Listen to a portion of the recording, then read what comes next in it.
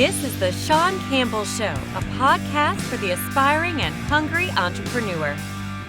Hey everybody, it's Shawn Campbell, the Shawn Campbell Show. Thank you for tuning into the podcast today. And today I'm flying solo. I'm actually recording this the day before Thanksgiving, so hopefully we get this out here first part of December for everybody. But it'll be right in time for the finish up your year. Hopefully everybody's finishing up your year really strong and getting all your numbers in for the year, and you want to take a look at those numbers and see where you're going to forecast yourself for 2020. So one thing that I've been doing a lot lately, what I want to talk about today in the podcast, is doing some extra studying. I think we all do a little bit extra. Hopefully we do. If you're a serious business owner, or if you're thinking about somebody, or I should say, if you're thinking about getting into a business, hopefully you're doing some extra studying, not just when you're at your office or during work hours, but at night. And I've been putting in some extra time. And the way I've been doing it is listening to other podcasts like I normally do, but also watching some shows recently that have really kind of enlightened me, and I've kind of rediscovered a few shows, particularly on CNBC. Of course, Shark Tank is always on, but a couple of shows in particular are very, very fascinating to me, and I've been going back to watching all the episodes on The Profit. Marcus on The Profit is just phenomenal. It's uncanny. No matter what industry, what type of business it is, the knowledge that he has and how to turn a business around is unbelievable. And then the other show I've been watching a lot lately, it's only on its fourth episode, and it's on, ironically, this evening, is Alex Rodriguez's show, Back in the Game. Those two shows, what I've gotten the most out of them, Marcus on The Profit is just absolutely phenomenal as far as when it comes to the numbers. And I think when I say the numbers, primarily your financials, if you have an inventory, how to manage your inventory, anything and everything that has to do with your numbers, obviously the finances and your cost of goods and how much inventory is sitting there stagnant and what you liquidate, for example, to get some cash flow in immediately or whatnot. Highly recommend that if you go back and watch a few of the episodes. If you have any type of an inventory-based type of business and you're kind of stuck and you have a garage full of, merchandise that you can't push or you can't sell, watch a few of these episodes where he has some assistance for some businesses. If you don't know this guy's background, check it out. Google this guy. He's only worth $900 million. So I think there's a lot of us out there that can probably learn from him and kind of wish this guy would step in the door right now and kind of look at my business and see what's going on. So definitely that one. And A-Rod, more of the motivational side. So far, he's assisted Evander Holyfield, 4-time heavyweight world champion of the world, who earned over $200 million in his career, and is pretty much was in desperate, need of A-Rod's assistance. Ryan Lochte, the Olympian who kind of screwed up big time in Rio.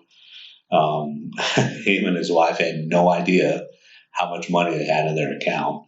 But they had 2 luxury cars and, they had to live the lifestyle and whatnot. So, and it turned out that A-Rod came in just in time because they were about to run out of money with no money coming in, no endorsements, et cetera, et cetera. And then I forgot his name. Can't remember offhand, but he was the first host on American Idol. Pretty much blew his shot. Was going to earn about $18,000. Or did earn $18,000 a week on American Idol, and kind of threw it all away because it was his shtick. So, but what did all of them have in common? The people that A-Rod spoke with, and really the people that Marcus speaks with on the profit. As much as they teach about the numbers and the branding, especially, which I really, really want to get heavily into my own brand and emphasize that in 2020 and emphasize that to all my clients and all the people that I speak to. Branding is going to be the big focus on 2020 for myself. And I'm going to lead my first workshop of 2020 in January. And that's what I'm going to be talking about: branding and brand awareness, impressions. What do people say about you when you walk out the door? That's what I'm going to be huge into in 2020. But what Marcus and A-Rod, if you watch every single episode, I mean, the underlying factor, and even parts of Shark Tank, I mean, the people come first in business. People come first and foremost in business. And people who have started absolutely tremendously with their business, 9 out of 10 times, it seems the downfall was themselves and how they handled their employees, how they handled other investors, how they handled their customers. And it was phenomenal how somebody or a business could get off to such a great start. But what changed in that mindset of the owner to where they had a few really good years and then all of a sudden they drop off the face of the earth, or their sales or whatnot are cut in half? And that's something that they really don't get into that much on what happens, a little bit, not a lot, but more times than not, it's the people, the attitude, the mindset. Something changed where either too much money was spent, or people aren't receptive to any type of criticism, or people lost the ability to listen to their employees for feedback or their customers for feedback. And it's hard to imagine that that wasn't the case when they first got started. But 3, 4, 5 years into their business, after starting off very successfully, somewhere along the way that happened. So that's an eye opener for me too on these shows. It's how does a business owner go from making high 6 figures to grossing into the millions, and all of a sudden he's losing it, and most of the issues are relational. Most of the issues stem from the business owner not listening, not taking in feedback, doesn't want to change, thinks their ideas are it, and there's no advancement, there's no development, room for improvement or anything like that. So where does that happen along the career of a business owner? When does that happen? And I've always been very, very level-headed. I've been in business for myself for 4 years, but because of the adversity I've been through and the failures I've had before I opened my business, I'm very, very leery to get too high or too low. I'm very leery to really overly celebrate a success. But when I have a failure, that hits me hard. If I lose a client, that hits me hard. If I were to earn a new client, it's fine. I expect that, but I don't go out and celebrate and do the hokey pokey and put my right foot in, left foot out, or whatever that is. So why does that happen to some business owners? For me, hopefully it would never happen, because I've been through that adversity and I've had the failures. And once I reach a point where I've gotten a little bit overconfident, cocky, that's when I've hit my lowest of lows, soon after that. So I did that as an employee for corporations. I'm not going to do that as a business owner for myself. There's no way. But why does that happen to some of the business owners? And I think that's what's happening with some of the business owners we see on these shows, because as closed-minded as they are, and just almost ignorant as they are, it's unbelievable to think that they were, not like that to have opened up their business. There's no way. So think about that pitfall. Think about reaching success and then having, millions come into the door or into your bank account or whatever, however you want to look at it. Do not, or just be aware of that. Be aware that this is a potential disaster for you. Be aware that if you have employees, how much, these employees mean to you. They're on the front line more times than not, or, in production, and the quality of your product or your service or your food or whatever it is depends on them. The quality of your customer service depends on them. So treat your employees like gold.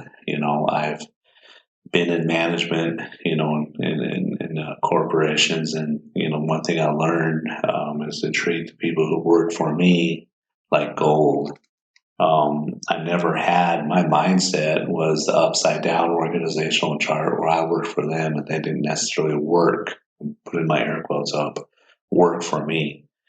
I worked for their goals as much as my own goals. So, and I could bring in a lot of people to attest to that, but that's one thing for your own business, whether you work for yourself or if you have employees, or, always kind of keep that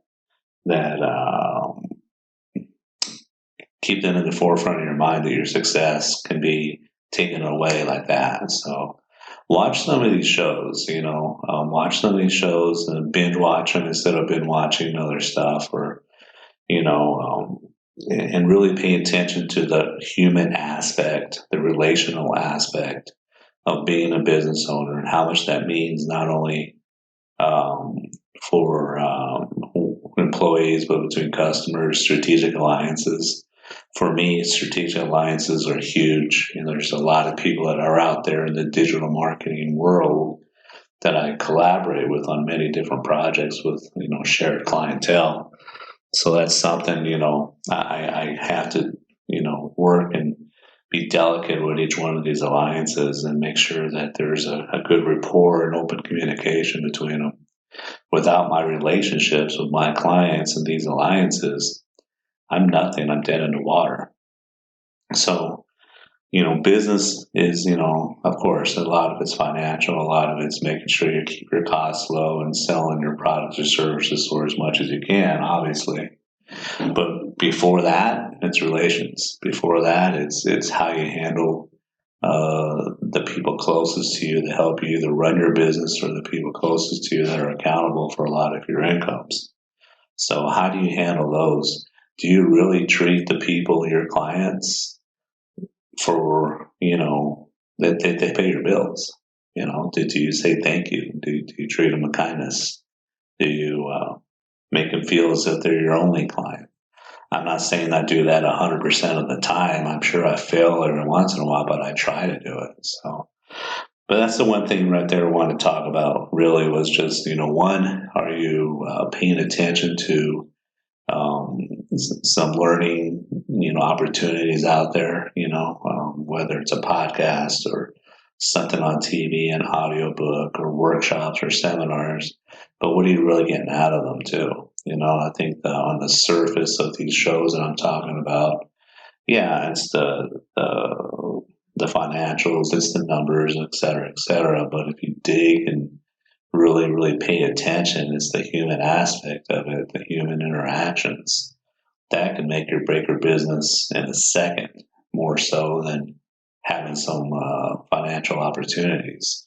When I mean by financial opportunities, is maybe you're spending too much on some costs, some expenses, and maybe you're not charging enough, or maybe there's one aspect of your business that you should be going after, and some other aspects of your business that you should shelve because they're just not profitable. So a lot of good stuff that I've been kind of relearning and learning, and kind of, even if you think you know all this stuff, even if you think you are good at all this stuff, and it's good to be aware, just of your strengths, and keep your strengths strong, and, when you can avoid it, try not to fall on your face for one of your weaknesses. So, but that is it today. I appreciate it. I did a little video along with this as well. It'll be up on my YouTube channel, Campbell Marketing, which you see that in the video in the back. If you're seeing this on video and don't watch me on podcast, it's the Shawn Campbell Show on podcast, available on Spotify, Apple, and Google Podcasts, and I think like 17 other places. So I really appreciate your following. If there's anything that you want to talk about, or if you think you'd be a good guest on the show, I do have 4 mics all over the table. So let me know. Let me know if you want to share your story as a business owner, if you want to share your story and tell her about your adversities, your highs and the lows, and the good, the bad, the ugly about being a business owner, reach out to me. You could always email me at Shawn, SHAWN, at Campbell. I'm sorry, Shawn, SHAWN, at CMGsocialmedia.com. That's Cat Mary Girl socialmedia.com. Let me know that you want to be a guest, and we'll set up a time. We could do it by phone. We could, if you're here in the Tucson area, you can come by my little studio, and we can sit and, if you want to have a beer while we do this, we can have a beer. If you just want to sit and chat about business, as long as you share your story, as long as you help other people, motivate them, and give some tidbits of advice on how you've succeeded in your business, and things that you would wish you could have redone, or things that you think you've done well. I want you to share that with the other listeners. So it's gone pretty well so far. I'm pretty proud of myself with the amount of listens I've gotten on my podcast. So really, really appreciate it. Appreciate everybody's help. And hopefully this is out before the end of the year. So if so, have a good holiday. Talk to you later. Thank you for listening to The Shawn Campbell Show. Follow us on Instagram at The Shawn Campbell Show.